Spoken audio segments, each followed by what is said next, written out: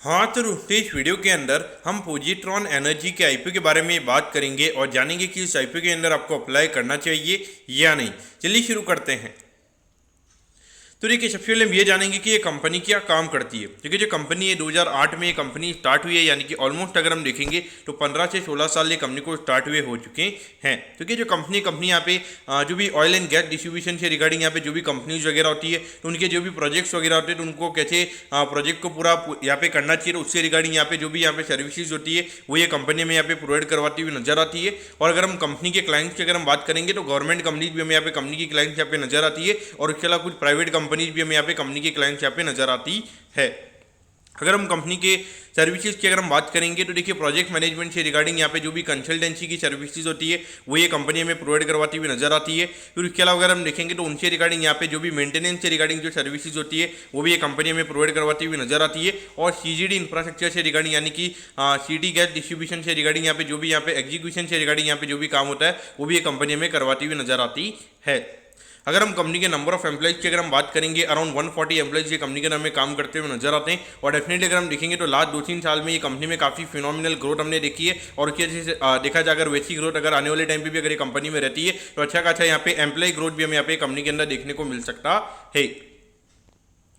अब अगर हम यहाँ पे कंपनी के ऑब्जेक्टिव की अगर हम बात करेंगे तो देखिए, नॉर्मली यहाँ पे सिर्फ वर्किंग कैपिटल रिक्वायरमेंट से रिगार्डिंग यहाँ पे ये कंपनी का आईपीओ में आता हुआ नजर आ रहा है। तो एक तरीके से अगर हम देखेंगे तो यहाँ पे एक तरीके से ये जो गैस डिस्ट्रीब्यूशन से रिगार्डिंग हमें यहाँ पे ये इंफ्रा कंपनी हमें यहाँ पे नजर आती है। तो वहाँ पर अगर आप देखोगे तो नॉर्मली प्रोजेक्ट को कंप्लीट करने के लिए वर्किंग कैपिटल की रिक्वायरमेंट ही रहती है, और उसी के रिगार्डिंग यहाँ पे कंपनी का आईपीओ में आता हुआ नजर आ रहा है।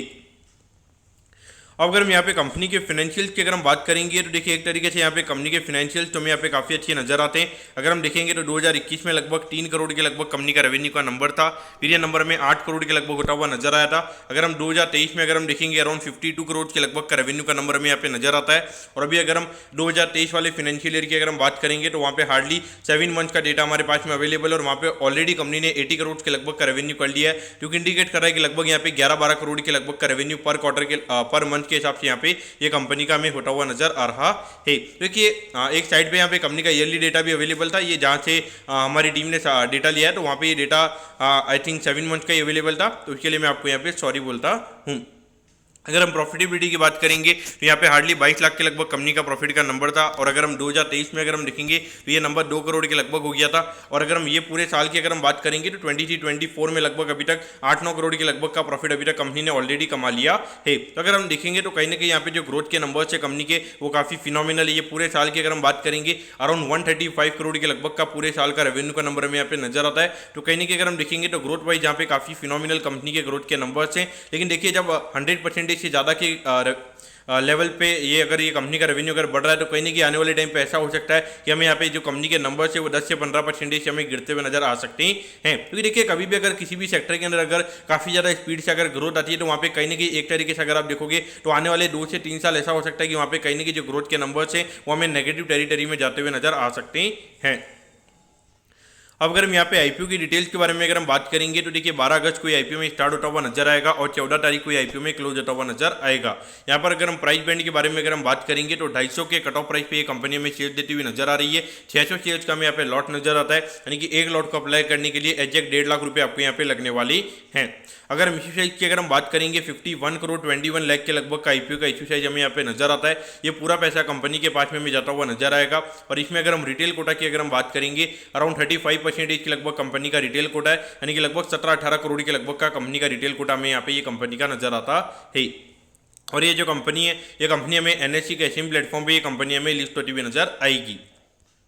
अब अगर हम टाइम टेबल के बारे में अगर हम बात करेंगे तो देखिए, 16 तारीख को आपको पता चल जाएगा कि आपको अलॉटमेंट मिला ही, यानी कि अलॉटमेंट नहीं मिलता तो 19 तारीख को रिफंड मिल जाएगा। 19 तारीख को आपके डीमेट अकाउंट में शेयर आ जाएंगे अगर आपको अलॉटमेंट मिलता है, और 20 तारीख को ये कंपनी में लिस्ट होती हुई नजर आएगी। अब अगर हम एट दी एंड अगर हम कंपनी के वैल्यूएशन के पैरामीटर्स की अगर हम बात करेंगे तो देखिए, हार्डली यहाँ पे अराउंड 190 करोड़ के मार्केट कैप पे ये कंपनी का आईपीओ में आता हुआ नजर आ रहा है। और उसके हिसाब से अगर हम बात करेंगे तो अराउंड 21-22 टाइम्स के पी रेशियो पे ये कंपनी का आईपीओ में आता हुआ नजर आ रहा है। देखिए, जिस तरीके से अगर हम देखेंगे तो ऑलमोस्ट यहाँ पे हार्डली 10-12 करोड़ के लगभग कंपनी का रेवेन्यू का नंबर था, और वहाँ से अगर हम देखेंगे ऑलमोस्ट अभी 135 करोड़ के लगभग कंपनी का रेवेन्यू का नंबर हुआ है। तो वहाँ पर अगर आप देखोगे तो कहीं ना कहीं कंपनी के ग्रोथ के नंबर्स यहाँ पे काफी फिनोमिनल है। और उसके हिसाब से अगर हम देखेंगे तो 21-22 टाइम्स का जो पी रेशियो कहीं ना कहीं अगर हम देखेंगे एक नॉर्मल काइंड ऑफ वैल्यूएशन पे ये कंपनी का आईपीओ में आता हुआ नजर आ रहा है। यहाँ पर आपको क्या करना चाहिए, तो देखिए एक तरीके से अगर हम आईपीओ को देखेंगे तो एक बार के लिए डेफिनेटली यहाँ पर आपको लिस्टिंग गेन के लिए अप्लाई करना चाहिए। लेकिन आपको एक चीज़ समझनी चाहिए कि अभी जितनी भी अगर हम एसएमई कंपनीज की अगर हम बात करेंगे, बहुत सारी एसएमई कंपनीज ऐसी है जो ऊपर से अगर हम ऑल टाइम हाई से अगर हम बात करेंगे 20-30% से भी ज़्यादा में अभी गिरती हुई नजर आई है। और अभी अगर हम लिस्टिंग की भी अगर हम बात करेंगे तो आज आई थिंक 4 एसएमई आईपीओ की लिस्टिंग थी, जिसमें अगर हम देखेंगे एक राजपूताना इंडस्ट्री था, वही कि अकेले हमें 90% अपर सर्किट पे हमें यहाँ पे नजर आता है। उसके अलावा अगर हम देखेंगे बाकी तीनों एसएमई आईपीओ में यहाँ पे जो ग्रे मार्केट के जो इंडिकेशन थे उसके कंपैरिजन में हमें यहाँ पे बिलो जीएमपी में यहाँ पे लिस्टिंग देखने को मिली है। तो कहीं ना कहीं एक चीज़ आपको समझनी चाहिए कि अगर हम निफ्टी की अगर हम बात करेंगे, निफ्टी हार्डली अगर हम ऑल टाइम हाई से अगर हम बात करेंगे 4-5% गिरा, लेकिन अगर हम बहुत सारी एसएमई कंपनीज की अगर हम बात करेंगे 30-40% के करेक्शन हमने ऑलरेडी देख लिए। और अभी जितनी भी ज़्यादा में यहाँ पे लिस्टिंग होती हुई नजर आ रही है, तो बहुत ज़्यादा जो कंपनीज है वो हमें यहाँ पे जो उनका जो लिस्टिंग डे के दिन जो उनकी जो लिस्टिंग हो रही है वहीं पर हमें उनका हाई बनता हुआ नजर आ रहा है। और उसके बाद में वो कंपनी वो हाई भी हमें यहाँ पे बनाती हुई नजर नहीं आ रही है। यहाँ पर एक चीज़ आपको समझनी चाहिए कि अभी एसएमई आईपीओ के अंदर सप्लाई काफ़ी ज़्यादा में यहाँ पे बढ़ता हुआ नजर है। ऑलमोस्ट अगर हम देखेंगे कि वैसे ही कंपनीज की अगर हम बात करेंगे तो अराउंड 2000 कंपनियां में यहाँ पे एसएमई के अंदर बीएचई और एनएसई में मिला के हमें लिस्ट होती हुई नजर आ गई है। तो इसीलिए एक चीज़ आपको समझनी चाहिए कि जब इतना ज़्यादा सप्लाई बढ़ जाता है तो वहाँ पे कहीं ना कहीं ऐसा होता है कि 5 से 6 महीने उसको एडजस्ट होने में लग जाते हैं। अगर जब तक अगर ये आईपीओ अगर ये लगातार अगर ये आईपीओ आते रहेंगे तो कहीं ना कहीं यहाँ पे थोड़ा यहाँ पे आपको क्वेश्चन दिखाना चाहिए। भले ये कंपनी कितनी भी बढ़िया होगी, अगर लोगों के पास में पैसा अगर नहीं होंगे खरीदने के लिए तो वहाँ पे डेफिनेटली ये कंपनी बियॉन्ड द पॉइंट यहाँ पे कंपनी का स्टॉक यहाँ पे नहीं चल पाएगा। इसीलिए मेरे हिसाब से एक माइनर लिस्टिंग इनके लिए यहाँ पे 15 से 20% के लिस्टिंग इनके लिए यहाँ पर आपको ये आईपीओ के अंदर अप्लाई करना चाहिए। मुझे लगता है कि अगर मार्केट अगर फिर से अगर थोड़ा बहुत अगर अच्छी खासी रिकवरी आती है तो 90% के लिए भी लिस्टिंग के चांसेस यहाँ पे हो सकते हैं। लेकिन देखिए जिस तरीके का भी सप्लाई मार्केट में बढ़ा है तो कहीं ना कहीं वहाँ पे 90% के जो लिस्टिंग के चांसेस होंगे वो कहीं ना कहीं कंपनी के कम रहेंगे। लेकिन फिर भी मुझे लगता है कि यहाँ पे डेफिनेटली ये कंपनी जो वो प्रीमियम पे हमें ये लिस्ट होती हुई नजर आएगी। तो दोस्तों मैं होप करता हूँ कि पोजिट्रॉन एनर्जी के आईपीओ के बारे में आपको सब कुछ समझ में आ गया होगा। अगर आपकी कोई भी क्वेरीज है आप कमेंट कीजिए, मैं जरूर आपके कमेंट पर रिप्लाई करूँगा। ओके दोस्तों, thank you, have a nice day.